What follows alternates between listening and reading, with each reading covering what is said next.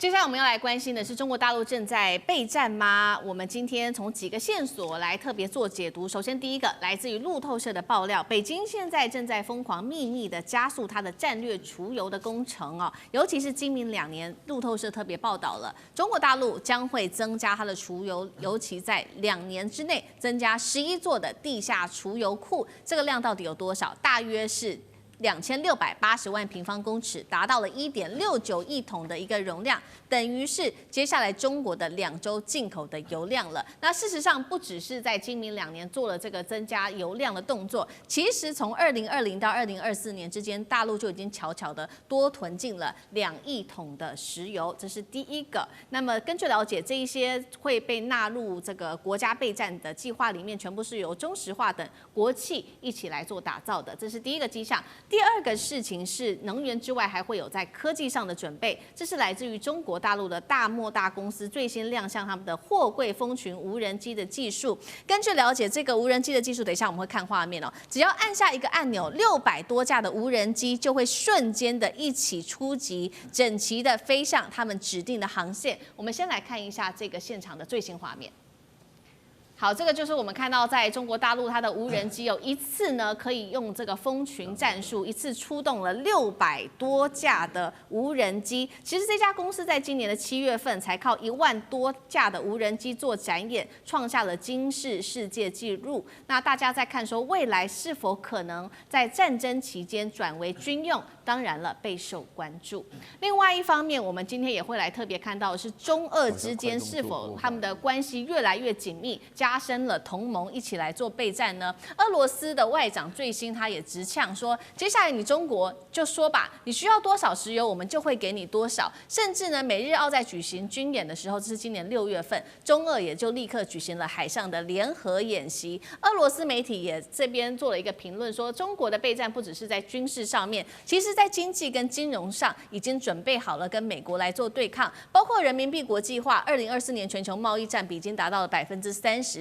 再来就是对美国的企业做反制，针对了15家的美企拉进了出口的管制名单当中。这15家企业其实是跟五角大厦做无人机有关系的。最后在矿产上面，中国大陆限制它的矿产的出口，国际的替价格暴涨了2600%。节目一开始，请教苑老师怎么看？是认为中国大陆是有在备战吗？那中俄结盟能不能接下来跟美日澳一起来做对抗？我分成3点来讲啊，因为我经常到四川去成都跟重庆啊，我一直心里有一个问题啊，因为我对于重庆，就是我家里在20大战期间的时候，就中日抗战的时候，我家里因为我外祖父的关系，我们山东人叫我姥爷啊，我姥爷就是黄埔3期就已经住在重庆的哈。那么这个重庆作为陪都，只要建设一集中在四川，我坦白讲，就是有备战的准备。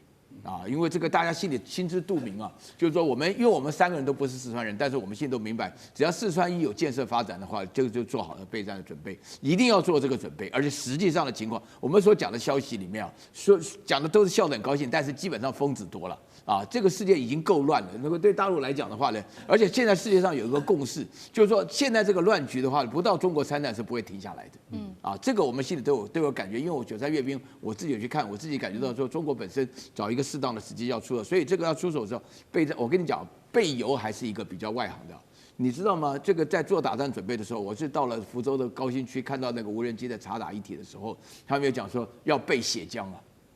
大陆在打仗之前要先备血浆，因为要把所有的受伤的士兵都要救回来，血浆是非常重要的，不是说受了伤以后就死在那边的。然后野战医院什么的话呢，各式各样的话呢，我觉得要备血浆，而且那个血浆是透过无人机来运送。你刚刚讲的大漠大的话呢，我跟你讲啊，实际上我跟大家强调一个概念，这无人机其实就是装了炸弹的一个飞行器了。无人机的目的就是炸弹，大家只看到无人机构成画，一下女神出来了，一下什么耶稣出来了，这个都是假的了。实际上它就是一下子这个大漠大的话呢，是上万架的无人机带了上万个炸弹，就本身来讲的话，战争要结束了。那另外的话呢，俄罗斯跟中国的话呢，大家要了解俄罗斯的原油、俄罗斯的油所产生的量、价钱各方面来讲，它现在的话呢，欧洲要背个它，美国要背个它，美国跟他抢生意，它只能够卖给中国，所以说他才会讲这种话。原来俄罗斯对于供给中国无限制的能源是有迟疑的，是有考量的，不会那么大方的。但这次为什么要供给呢？就是实际上的情况，就是目前现到这种情况，俄罗斯没有选择。俄罗斯没有选择的，包含在这种情况下，俄罗斯在没有选择的情况下，又要面对自己未来的发展，所以他把这个能源先给大陆。像比如说天然气，一来就30亿的立方公尺，为什么要这么大量？就是要确保自己的销路。同样一个问题，那请教委员，就中国囤油、囤矿、推无人机这些动作是在备战吗？那包括有俄罗斯的角色也加进来。对啊，就如同刚才苑老师讲的嘛，我觉得这些年我们接收到的很多讯息，其实这些讯息都会让我们很忧心啊，因为这些讯息听起来都不是代表和平的迹象。那你更不要讲说，如果你今天是习近平，你坐在中南海里头，你眼看着美国的步步进逼，你眼看着美国的这些盟友在这边虎视眈眈，我相信任何一个国家领导人在那个时刻都会下定决心说，我们可以和，但是我们要准备战哦，我们不可能放弃未来会发生战争的准备哦。所以其实，在过去这段时间，我们看到太多的迹象哦，都可以看得出来，中国大陆一直在准备这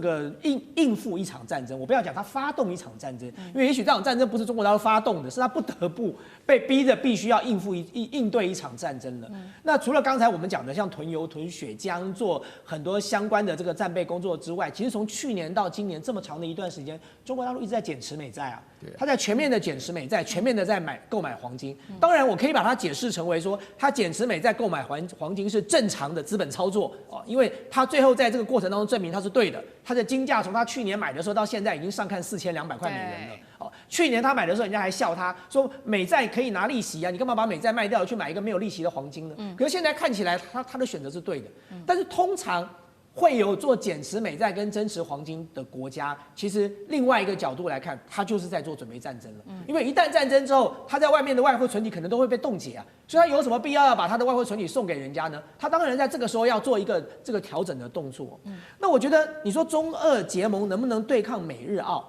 其实中俄本来是没结盟的，就是被美国推在一起的。所以你现在中俄结盟之后，美日澳绝对不会是对手哎。我不要讲别的，你光算一下核子弹的数量就好了，好吗？就是光俄罗斯加上中国大陆的核弹，大概就已经超过美国跟他西方盟友全部加起来都没有他们多。那更不要讲说军事装备、军事力量跟战斗的这个能力了。因为美国就算了，日本、澳洲算什么呢？我不是看不起他们真的不算什么哈。就是日本跟澳洲没有什么太多的战力的，所以你说美日澳，不要说美日澳了，美日韩澳纽哦，加上菲律宾，通通给你加上去了。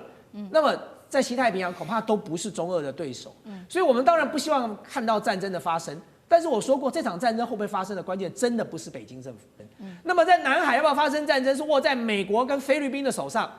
就如果今天这两组人马闲着没事干，真的很想打一场，我相信中国大陆一定会奉陪到底。但是对台湾来说，对其他的这个人民来说，就是一个天大地大、莫名其妙的灾难的。对，所以这场战争是否发生，这个当然了，台湾永远都是这里面的一颗非常重要的棋子。那就在此刻，赖清德总统也说了，因为针对这个川普，他说他想要角逐诺贝尔和平奖，他说，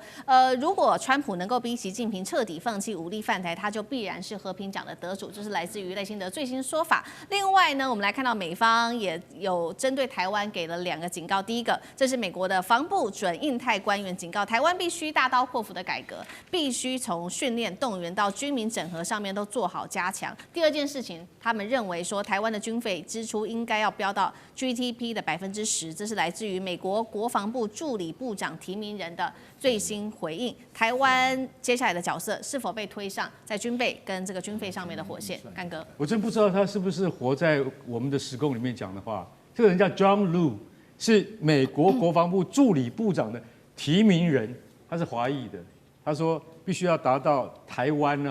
每年 GDP 的10%，才足以支撑这个地区的安全。你知道2026年我们台湾终于达到了川普要求的5%的超过一半，3.32%。你知道花了多少钱吗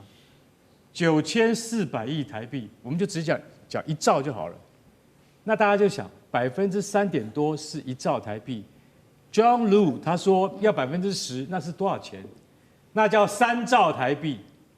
3兆台币已经可能要接近我们整个中央政府总预算了。那你干脆把整个中央政府的总预算通通拿去，因为可能这个对岸的朋友们不太了解我们这个新台币。我现在很简单讲，就是说就要把整个国家的国民生产1年的毛额，通通拿去买美国武器就对了。那人民吃什么？吃番薯签吗？吃地瓜吗？对不对？所以这个人他竟然要来参加那个美国国防部的助理部长的候选人，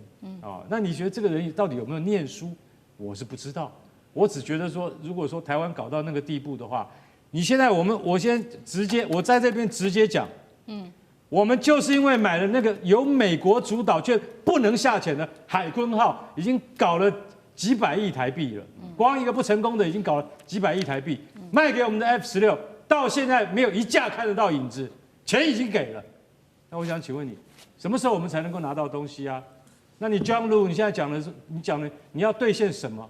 好像没有人在跟你对谈，你就可以大放厥词，是不是？所以我今天真的要说一句实在话，要达到 GDP 的10%，那你是要把台湾推向台海的火线边缘吗？你也不够格啦。今天坦白讲一句，我觉得今天说句实在话，那个川普他说我可以得4、5次的诺贝尔和平奖啊，但是挪威还真的有点怕他，为什么？你知道和平奖的那个颁奖委员会啊，是由挪威议会指派的，但挪威议会也受到这个国际形势的这个就是说掣肘嘛，对不对？他还有点怕川普，就是说你不给我和平奖，那我可以告诉你，我就又用关税来对付你，对，是对付得了的，你知道？所以环环相扣。今年岳老师讲的，今年排不上，没有，明年排得上，又来了啊！但是明年排上，我不会告诉你，因为审议过程50年之后才能够解密，50年以后我们才会知道说这里面有没有什么密室交易、不可告人的细节在里面。说，既然有一个国防部长的助理部长提名人叫台湾用3兆这个台币去做1整年的国防预算，我觉得他疯。